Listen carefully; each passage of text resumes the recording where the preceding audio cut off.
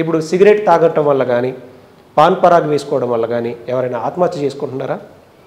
వాళ్ళకి అదొక enjoyment, addiction, అది వాళ్ళ ఇష్టం. అది వాడు నువ్వు హెల్త్ నాశనం చేసుకుంటానరా బాబు అంటే చేసుకో, నీ ఒక్కడితే పోద్ది. కానీ నీతో పాటు కుటుంబం మొత్తం రోడ్డు మీద పడుతుంది. నువ్వు ఆత్మహత్య చేసుకున్నంత మాత్రాన అప్పులలో వచ్చి మీ ఇంటి మీద పడకుండా ఉండరుగా, మీ నాన్న మీదకి వస్తారుగా. నీ కొడుకు ఆస్తులు ఉన్నాయిగా ఇవ్వమని. మరి తండ్రి బతకలేడుగా నువ్వు లేకుండా, తండ్రి కూడా ఆత్మహత్య చేసుకుంటున్నాడుగా, పిల్లలు బతకలేరుగా ఫ్యామిలీ లేకుండా, వీళ్ళు కూడా ఆత్మహత్య చేసి చంపుతున్నారు కదా. ఎంత ఇంపాక్ట్ అనేది ఉంది. సో ఈ కోణంలో చూడాలి దీన్ని. సార్ ఇప్పుడు ఈ బెట్టింగ్కి సంబంధించి అయినా ఏ ఇష్యూకి సంబంధించి అయినా మనకి ఏదన్నా ఇబ్బంది అనిపిస్తే ప్రభుత్వాల దగ్గరికి వెళ్ళి చెప్పుకుంటాం. సో ప్రభుత్వ హస్తమే ఇందులో ఉన్నప్పుడు దీన్ని ఏ విధంగా ముందుకు తీసుకెళ్తారు అసలు? ఇప్పుడు ఒక అవేర్నెస్ అయితే వచ్చింది.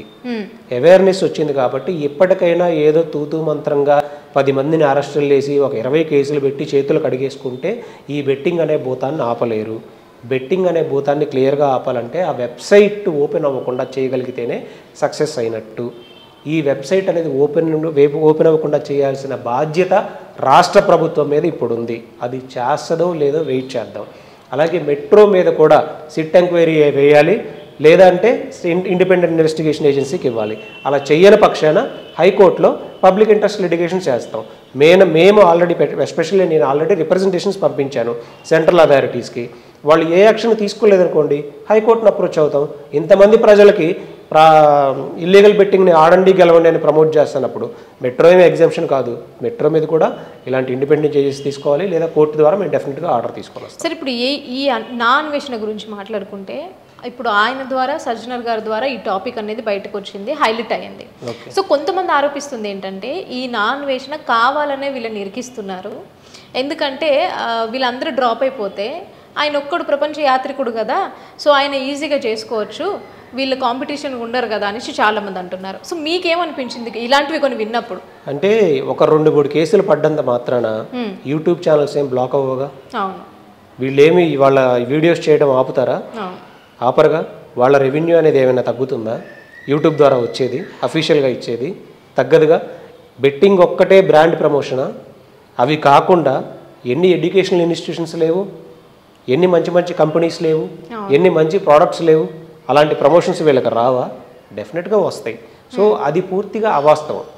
ఒక్క నాన్వేషణ తనది పెంచుకోవడం కోసం మాత్రం వీళ్ళందరినీ తొక్కడం వల్ల నాన్వేషణ ఏదో పెరుగుతాడు అనేది అవాస్తవం. అయితే ఈ నాన్వేషణ అనే వ్యక్తి వీళ్ళని ఇంటెన్షనల్గా ఒకళ్ళొకళ్ళు చేసుకుంటూ అతను వీడియోస్ చేసుకుంటూ అతను వీడియోస్ 2 మిలియన్ వెళ్ళే వరకు ఆ రీచ్ తెచ్చుకోగలుగుతున్నాడు. ఇది ఒక టైప్ ఆఫ్ అవేర్నెస్ క్రియేట్ చేస్తూనే తన రీచ్ని, తన గ్రాఫ్ని తను పెంచుకుంటూ ఉన్నాడు.